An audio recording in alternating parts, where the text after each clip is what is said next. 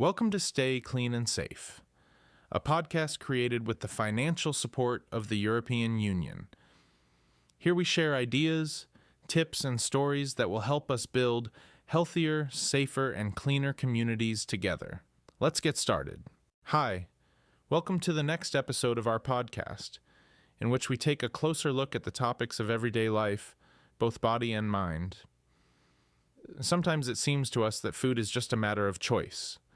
Sandwich or bar, water or cola.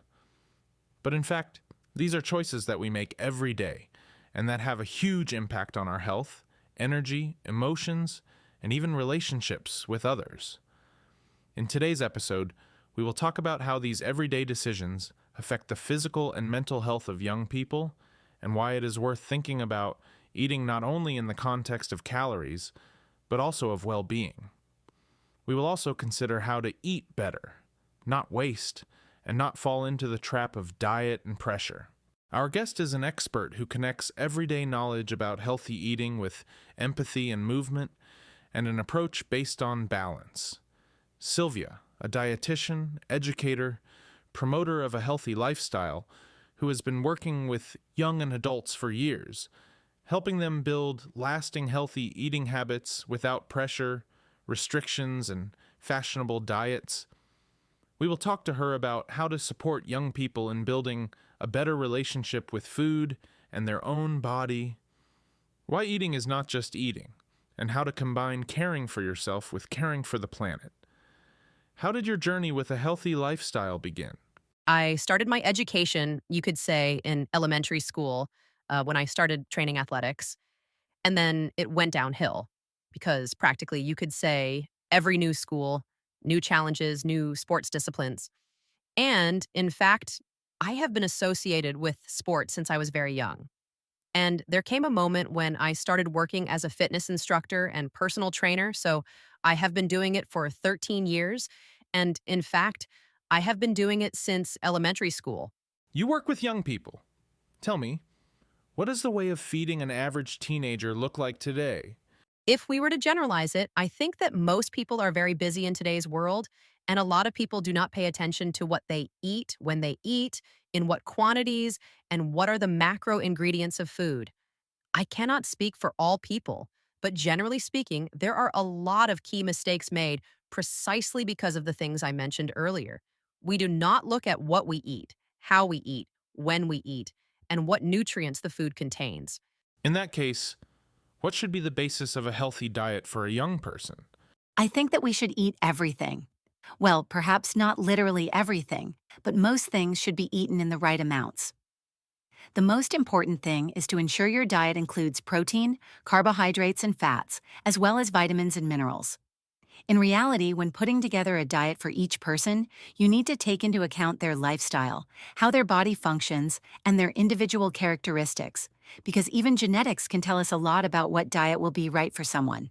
When we follow a particular way of eating, we always need to observe how it affects that specific person, whether it works for them or not. Could you give an example of such healthy meals? How to combine breakfast, lunch, and dinner? The simplest breakfast could be rye bread, and here I'd also recommend finding a good bakery and choosing high-quality bread. Add 1 or 2 slices. I'd skip the butter and instead spread the simplest cream cheese on the bread. It can be ordinary cream cheese, but it's important to read the ingredients and check that it doesn't contain sugar, because that's one of the most common traps in processed foods. You can also add an egg, mozzarella, light or regular, it doesn't really matter, and, of course, vegetables. If you're having a sandwich, you can add fruit, plain yogurt, or a little more vegetables. You can also make a simple spread, for example, with tuna, eggs, or cheese. Add some sun-dried tomatoes for a tasty and light touch. This meal will contain carbohydrates, protein, and fat. When it comes to the next meal after breakfast, it's a good idea to have a small snack about 2 to 3 hours later. This could be an energy bar, for example, one with good ingredients, of course. It's important that the macronutrients in our diet are balanced. It could also be a fruit or yogurt. It's always a good idea to make sure there isn't too much sugar in it. For lunch, grains are a great choice, preferably buckwheat since it's very nutritious, or bulgur, for example. Rice is also an option, ideally brown rice. The calorie content may be similar, but the health benefits are greater. Add some potatoes, preferably without heavy sauces. A piece of meat is fine, but it's important that it isn't deep fried. It's best to bake it in the oven, steam it, or lightly sear it, and then finish baking. Of course, add a selection of salads or pan-seared vegetables. We try to avoid mayonnaise and heavy sauces, as they significantly increase the meal's calorie content and reduce its nutritional value. In the evening, it all depends on your individual needs, because some people eat more while others eat less. I think you can have some fruit or vegetables then to keep your energy up, especially if you train a lot or are very active and need more calories. Dinner also depends on individual needs. You can have a protein shake or make a salad with mixed greens, tuna or chicken, add olives, tomatoes, cucumbers, basically anything you like, and a light vinaigrette. That's quick to prepare too. Some people are convinced not to eat after 6 p.m. or to skip dinner at all. Do you think this is a good habit, and is it worth eating? I think it's worth eating, but it all depends on the lifestyle we lead. If someone works in an office and barely moves, then it may indeed be enough for them to eat their last meal around 6 p.m. and not eat again until morning. But you also have to consider how many calories that person consumes during the day, because if there aren't enough, they may get hungry late in the evening, which could disrupt their sleep. On the other hand, if we lead an active lifestyle, go to the gym at 6 p.m. and do an intense strength, conditioning, or cardio workout, it's definitely worth eating something after such a workout. The body loses a lot of energy then, and to recover properly and sleep soundly, it needs to be supplied with fuel. Your muscles need to rebuild and rest. It doesn't have to be a heavy meal. Something light will suffice, such as a protein shake with a banana. This way, you replenish the carbohydrates, the energy you've lost, and the protein needed for recovery, and that's perfectly fine. Sometimes there are all kinds of diets and trends on the internet when it comes to nutrition. How not to get lost in it? I think you need to use common sense and listen to your body. There are many diets, but not everyone is right for everyone. Sometimes someone might need a ketogenic diet, for example, while someone else needs something completely different. Some people follow short detox diets, but in my opinion, it all depends on your lifestyle and what works best for you. If you don't eat meat, you can replace it with other ingredients and simply expand your knowledge on the subject. Because knowledge is what allows you to prepare more interesting meals and better select the macronutrients we need. How does our diet, our way of eating, affect the concentration, mood, resistance, and energy of young people in particular? They certainly have a huge impact. If we eat a lot of heavy, greasy fast food, our body functions completely differently than when we choose lighter, more nutritious foods, such as salads, vegetables, or fruit.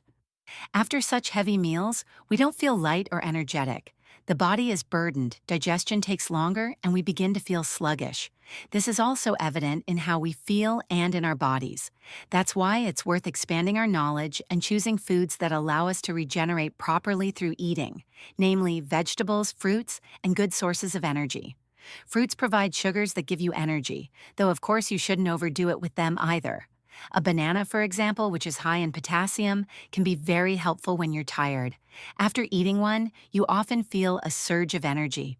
When it comes to memory and concentration, it's worth paying attention to nuts, especially walnuts. They're very nutritious and beneficial. You can also eat almonds, of course in moderation, because nuts are quite high in calories. This is a very broad topic, and it's hard to cover all the nuances in just a few sentences, because so many different things have an impact on it. However, I believe that eating pizza once a week or once every few days isn't a bad thing, provided we try to choose slightly better options, such as pizza with vegetables, arugula, or other healthier toppings. Sometimes you just have to choose the lesser of two evils. Instead of eating a cake, we might have cheesecake. It's still something sweet, but without heavy cream, with fewer calories, and plus, cottage cheese or cheese contains protein. The most important thing is to expand your knowledge, use common sense, and practice moderation. How to talk to young people about a healthy lifestyle, about healthy eating? I think the best way is to show and explain, to raise awareness, but also to give specific examples. I often meet people who simply aren't aware of many things. They go to the store, pick up some cream cheese, and out of curiosity, I read the ingredients, and it turns out there's sugar in it. And then the question arises, why is there sugar in cream cheese for sandwiches, which doesn't have to be sweet at all? You just have to show people this and make them aware of it. Very often, it's the small steps that make a difference. When someone changes even a minor aspect of their diet, they feel the difference after just a few days. It also works psychologically. We feel better mentally even when we think to ourselves, I didn't eat chocolate today, but I ate a peach instead. That matters too. Some things work simply because of the feeling that we've made a better choice. When we tell ourselves we'll have bread with good cheese without added sugar, and we used to eat something much worse, it suddenly turns out that this can also be tasty and good. And sometimes we don't even notice the moment when we start to feel better and gradually regain our health. These are the things that will support changing eating habits. I think that, as I've already mentioned, it's very important to expand our knowledge, in other words, through education. It really does make a big difference because greater awareness gives us more room for maneuver and allows us to make more informed choices about what's good for us and what isn't. When we know and understand something, it's easier for us to make a responsible decision.